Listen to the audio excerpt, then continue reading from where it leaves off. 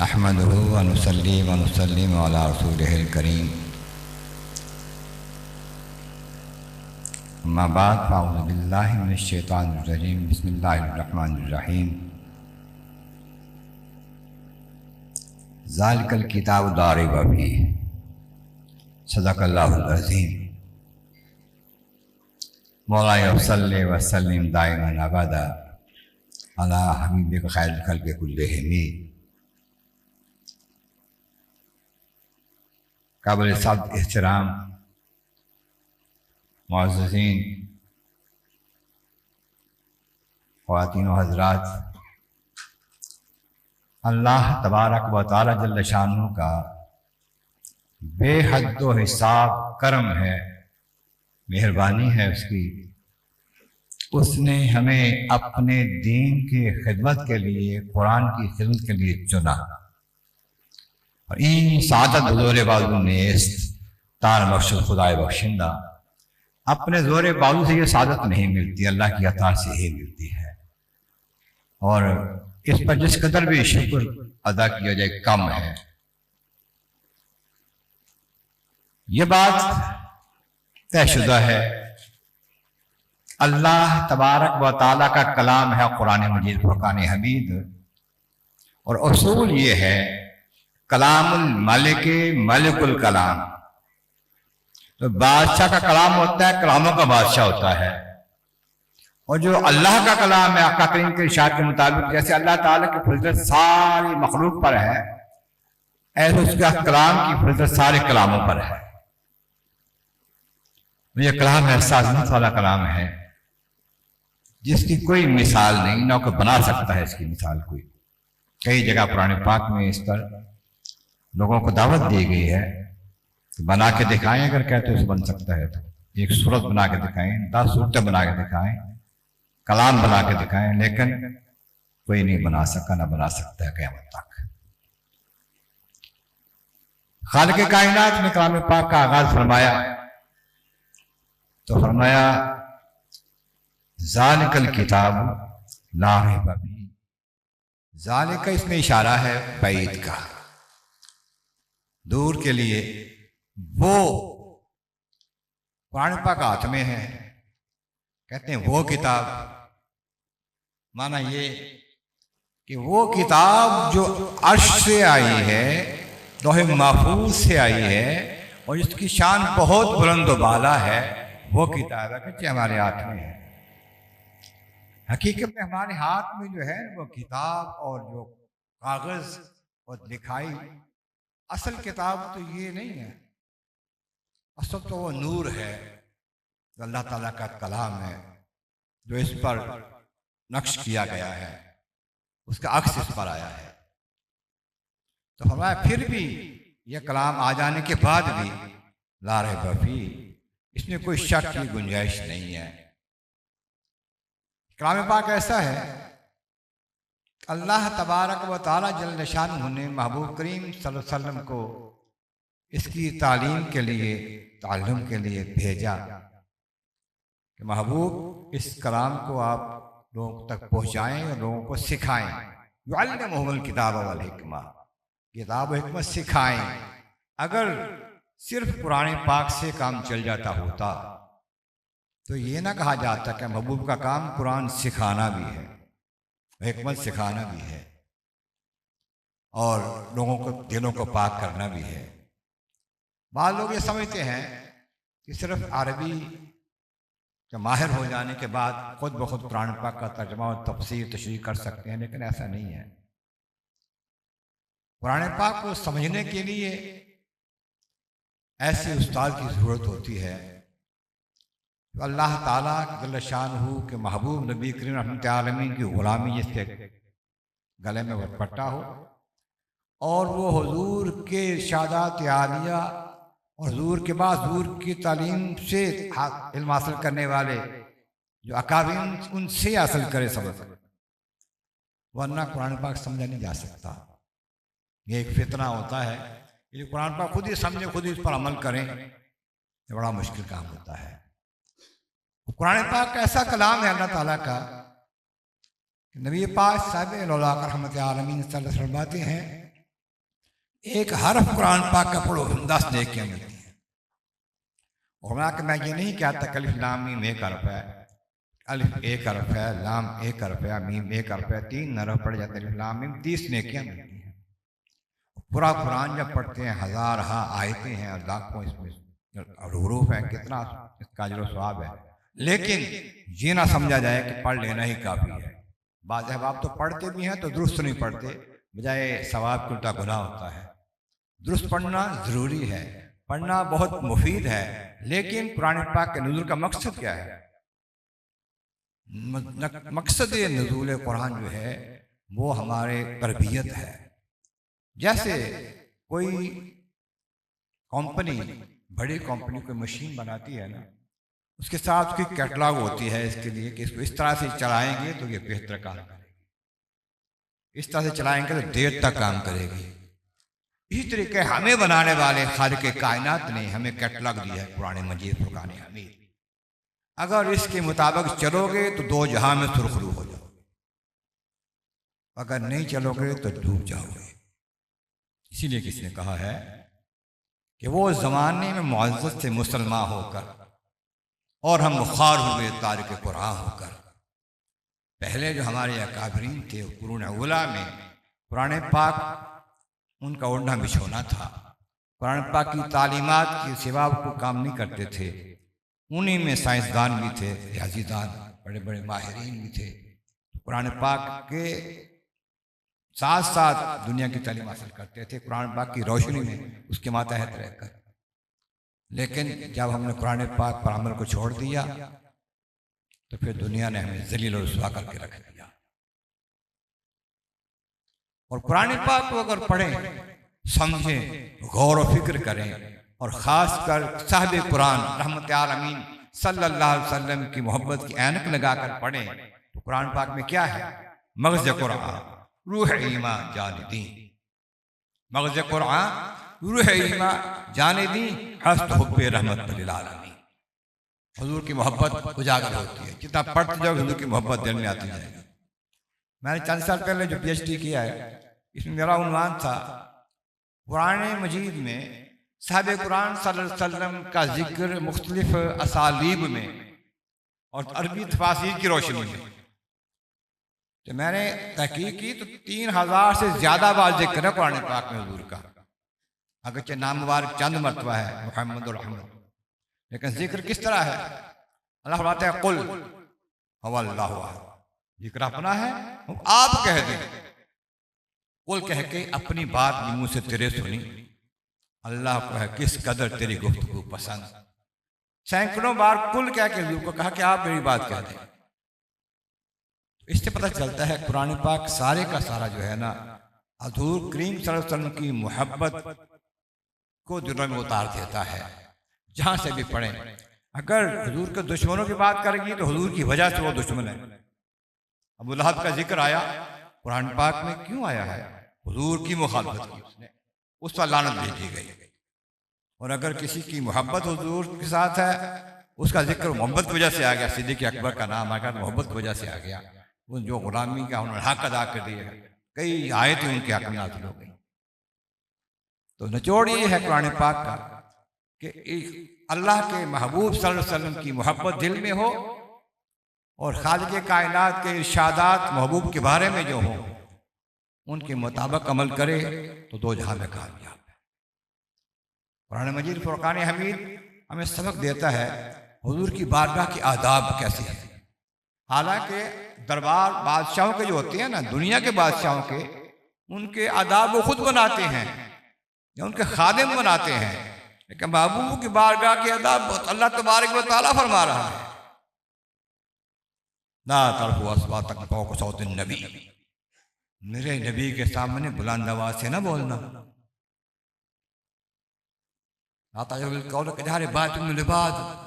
ऐसी बुलंद जैसे आपस में बातें करते, ऐसे ना करना हुजूर से। नहीं, ऐसा ना हो कि तुम्हारा सारा किया कराया खत्म हो जाए। और खत्म हो जाए, क्या खत्म हो जाए? अमाल सारे, हज हैं, रोजे हैं, ज़कातें हैं, नमाजें, सारे खत्म। क्यों? हुजूर की बारगाह में ऊंचा बोलने से। यह तो है किसी और का, किसी कायनात में। और ये पता होना चाहिए कि किसी के आमाल जो ख़त्म होते हैं वो क्यों होते हैं, कैसे होते हैं। सिर्फ एक वजह होती है कि बंदा मुसलमान न रहे। पता ही चलता है कि हुजूर की बारगाह का बेअदब, चाहे जितना बड़ा आलिम हो, फाजिल हो, खतीब हो, अमीर हो, अगर बेअदब है तो मुसलमान रहता ही नहीं है। जब अमल सारे खत्म क्यों हो गए उसके। इस्लाम तो अमाल को बढ़ाता है। आमनु यत्तकून, ईमान वाला हो, तक़वी वाला हो, तो उसके तो मर्तबे बुलंद होते जाते हैं।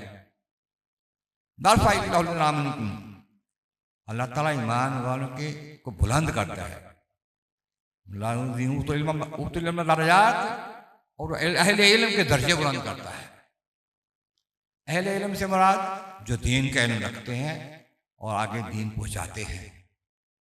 पहले क्या फरमाते हैं, खैरुकुम मन तअल्लमल कुरान व अल्लमहु, तुम्हें बेहतरीन वो लोग हैं जो कुरान पाक सीखते और सिखाते हैं, कुरान पाक की तालीमात हासिल करते और आगे पहुंचाते हैं। तो ये अल्हम्दुलिल्लाह अल्लाह का करम है कि अल्लाह करीम ने हमें आप सबको तौफीक दी है कि हम कुरान पाक की तालीमात को फैला रहे हैं, चला रहे हैं, बढ़ा रहे हैं अपनी अपनी हिम्मत के मुताबिक, तौफीक के मुताबिक। मैं इन सब मुअल्लिमीन को, मुअल्लिमात को निहायत ताज़ीम की निगाह से देखता हूँ। कहता हूँ कि ये इनका जो काम है, अगरचे मैं इनका सबब बना हूँ और मैं समझता हूँ इंशाअल्लाह ताला इनकी खिदमात जो है उनका जब मुझे भी मिलता रहेगा, मैं सबब बना हूँ तो इंशाअल्लाह ताला। लेकिन इनके लिए अल्लाह बड़े दुर्जात बुलंद फरमाएगा कि अल्लाह ताला का वादा है, इल्म वाले, दीन वाले दर्जात बुलंद करता है वो। तो कुरान पाक की तालीमात ऐसी हैं कि ये एक ज़ाब्ता हयात इस तरह मुकम्मल है कि कोई चीज़ जो है इसमें खाली नहीं छोड़ी, जिस पर बताए हुक्म ना हो इसमें, ये अलग बात है, हर किसी को समझ नहीं आती। वला अली मुश्किल खुदा खुशा शेर खुदा फरमान है, जमीउल इल्म फिल कुरान लाकिन, जमीउल इल्म फिल कुरान लाकिन तकासुर अन्हु फहमुर रिजाली, सारे ही उलूम कुरान में मौजूद हैं लेकिन आदमियों की समझ इतनी कि सारे हर कोई समझ सके। उन्हीं का फरमान है। पूरा कुरान पाक जो है इसका खुलासा सूरह फातिहा शरीफ है, और फातिहा शरीफ का पूरा खुलासा निचोड़ जो है बिस्मिल्लाहिर्रहमानिर्रहीम है। और बिस्मिल्लाह शरीफ का सारा खुलासा बिस्मिल्लाह की बा का नुक्ता है जो बा के नीचे है। तो बात है कि अना नुक्ता तहत बा का नुक्ता मैं हूं। ऐसा इल्म अल्लाह ने उनको अता किया था। कुरान पाक की तफसीर इतनी, कई ऊँट लद जाए लेकिन वो तफसीर खत्म मौला अली जानते थे, और मौला अली को जो बताने वाले हैं उनके आलम का क्या आलम है। कुरान पाक में तमाम उलूम हैं लेकिन इनसे जो जो जिससे हासिल करे, बहुत बड़ा समंदर है। इसमें जिसने गोता लगाया उसने जो पाया वो पा लिया। अगर समंदर से कोई मोती निकाल लाए का माना ये नहीं कि समंदर के मोती खत्म हो गए हैं। ये बहुत बड़ा खजाना है उलूम का, और इसमें अल्लाह करीम ने हर शय का इल्म अता किया है। छोटा सा एक मसला देखें, सिर्फ एक बंदा दुनिया में जिंदगी गुजारता है, सारे उसके लिए मसाइल मौजूद हैं, हर चीज़ की हुक्म मौजूद है, दुनिया से चला जाता है, इसके बाद भी नहीं छोड़ा कि उसको इल्म ना हो, उसके बारे में बताया ना जाए। सूरह निसा में इतनी तफसील के साथ मिराज के अहकामात हैं कि किसी और मसले का इतना तफसील के बयान नहीं किया।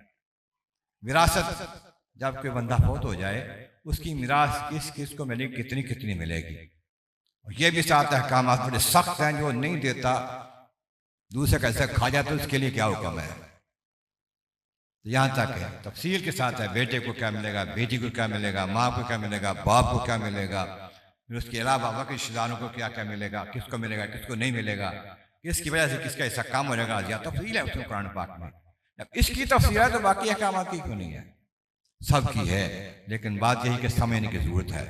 हम उनका एहसान कभी नहीं भुला सकते जिन्होंने कुरान पाक और हदीस पाक को समझकर हमारे वास्ते आसानियां पैदा की हैं। हर बंदा कुरान पाक से, हदीस पाक से खुद अहकामात नहीं निकाल सकता, और आज के दौर में फुक़हा उलमा भी इस काबिल नहीं हैं कि खुद अहकामात निकालने। मोहताज हैं हम आइम्मा इकराम के, आइम्मा मुज्तहिदीन के, और कुर्बान जाए इमाम आज़म अबू हनीफा रहमतुल्लाह ताला अलैह के, जिन्होंने हमारे पास इतनी आसानी कर दी है कुरान हकीम की हदीस पाक की तहकीक करके इतना निचोड़ हमें कर दिया है कि हर मसले का हल मौजूद है। यहाँ तक एक मसला पेश नहीं भी आता क़यामत तक, वहां भी उन्होंने उसका हल भी बता दिया है। तसव्वुर किया अगर ऐसा हो तो उसका हल ये होगा, और सारा कुरान हदीस की रोशनी में होगा। बाद लोग कहते हैं कज फहम कि जी इमाम साहब तो है या कुरान हदीस की बजाय अपने फहम पर या कियास पर ज्यादा इंसार करते हैं। नहीं, आप फरमाते हैं कि अगर एक हदीस सही मिल जाए किसी मसले के बारे में तो वही मेरा मसला है, मेरी बात को छोड़ दो। बाद लोग ये समझते हैं कि इमाम बुखारी रहमतुल्लाह ताला अलैह, बड़ी शान है उनकी, वो बहुत बड़े मुहद्दिस हैं, तो वो बहुत मुहद्दिस कबीर हैं, लेकिन मैं समझता हूँ कि उन लोगों को इतना पता नहीं है। इमाम बुखारी रहमतुल्लाह ताला अलैह की बड़ी शान है उनकी, लेकिन इमाम आज़म के शागिर्दों के शागिर्द हैं। इमाम आज़म रहमतुल्लाह ताला अलैह को जो मुकाम हासिल है वो ताबईन में शामिल है, सहाबा की ज़ियारतें की इन्होंने। हुज़ूर का फरमाने आली शान है कि जिसने मुझे देखा जन्नती, और जिसने मुझे देखने वालों को देखा वो भी जन्नती। तो वो तो जन्नत की पहले सन लिए हुए थे। इसके आगे मजीद सन देखें, हमारे सरजमीन की रूह रवा लाहौर की जान सैयदना अली हजवेरी रहमतुल्लाह ताला अलैह, वो हस्ती है जिनके बारे में कौल मिलता है वो गौसे पाक का कि अगर मेरे दौर में होते तो मैं उनकी बैत करता, उनका मुरीद होता। दादा कानबख्श रहमतुल्लाह अलैह का आप फरमाते हैं, किताब उनकी जो है कश्फुल महजूब बड़ी अजीम किताब है शरीयत और तरीक़त की। आप फरमाते हैं कि मैं हज़रत बिलाल हबशी रज़ियल्लाहु अन्हु के मज़ार पर हाज़िरी के लिए गया। पता चलता है कि दाता साहब अगर बिलाल के मज़ार पे जाते हैं तो पता चला कि हमारे बुजुर्गों का ये नज़रिया कि मज़ारों पे जाना चाहिए, अल्लाह वालों के मज़ारों पे जाना चाहिए। तशरीफ़ ले गए, वहाँ आराम फरमा हुए, क़याम किया, मुराक़बा किया, जो भी किया, फिर आँख लग गई तो कहते हैं मैंने देखा कि मैं मक्का मुकर्रमा में मस्जिद हरम में हूँ। नबी करीम रहमत आलमीन सल्लल्लाहु अलैहि वसल्लम बाब शहबा से तशरीफ़ ला रहे हैं और आपने एक बाबे को उठाया हुआ है, कदमों पर नहीं चल के आ रहे हो बाबा जी, तो आपको उठाया हुआ शकायत वालों ने। मेरे दिल में ख्याल आया हुजूर का कदम वसी करके थे, मैं पूछूं सरकार ये कौन है। मैंने पूछा नहीं है अभी, आका करीम अलैहिस्सलाम ने मेरे दिल की बात जान फरमाया कि ए अली ये तुम्हारे इलाके का और तुम्हारा इमाम है अबू हनीफा नुमान। कि मुझे पता चल गया कि ये इमाम वो है जिसको हुजूर उठा के चला रहे हैं, इससे गलती नहीं हो सकती। अगरचे मासूम तो नबी हैं या फरिश्ते हैं, लेकिन फिर मैंने कहा कि ये दलील है कि हुजूर उठा के चला के ले जा रहे हैं इसको। इमाम आज़म मुनीफा रहमतुल्लाह अलैह ने कुरान करीम हदीस पाक का निचोड़ जो हमें पेश किया है ना, वो हमारे वास्ते बहुत बड़ा सरमाया है। हम चाहिए इसको पढ़ें, इसको देखें, इसको समझें। हमने जब कुरान पाक का शुरू किया, फहम कुरान का कोर्स इल्मुल कुरान के नाम से, तो हम तालिबात को हमने पैगाम दिया, आप बताएं इस कोर्स से क्या फ़ायदा किया है, हासिल किया है और आगे इसके क्या करना चाहते हैं, आप क्या पसंद करते हैं। बाद में कहा कि हम चाहते हैं कि जिस तरह ये चंद आयतें चंद सूरतें इल्म कुरान में आई हैं, इस तरह से बाकी कुरान पाक भी हमें सिखाया जाए। इसलिए हमने तर्जुमा कुरान आसान लफ्ज़ में लफ्ज़ी तर्जुमा, बाब मुहावरा तर्जुमा, फिर उसके बाद मुख्तसर तशरीह, और तशरीह के बाद फिर उसके साथ साथ जो है खुलासा, और हर पूरे सपारे का आखिर में फिर सीखने सिखाने वालों के लिए आखिर में मशकी सवालात जैसे आम टेक्स्ट बुक्स में होते हैं वो दिए। अल्हम्दुलिल्लाह चल रहे हैं, लोग पसंद कर रहे हैं।